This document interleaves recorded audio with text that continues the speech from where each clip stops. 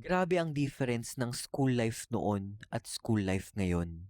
Noong panahon namin, kapag may sumigaw sa classroom, ang unang sasabihin ng mga kaklase, "Hoy, baka sinapian!" Kapag may biglang nahimatay, may maglalabas ng rosaryo.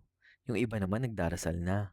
Tapos may kaklase kang sumisilip na sa bintana kasi naghahanap ng teacher o di kaya naman ng guidance. Ngayon, iba na ang kinatatakutan ng mga estudyante. Hindi na multo ang laman ng usapan, kundi ang mga balitang may kinalaman sa totoong karahasan. Nakakatuwang balikan yung mga lumang kwento at pamahiin sa eskwela. Pero nakakalungkot isipin na mas seryoso ang alalahanin ng maraming estudyante ngayon. Sana bumalik na lang yung panahon na ang pinakakinatatakutan lang sa school ay yung mga surprise quiz, report sa unahan ng klase, o di kaya naman ay tawagin sa recitation. At hindi yung pag-aalala sa sariling kaligtasan.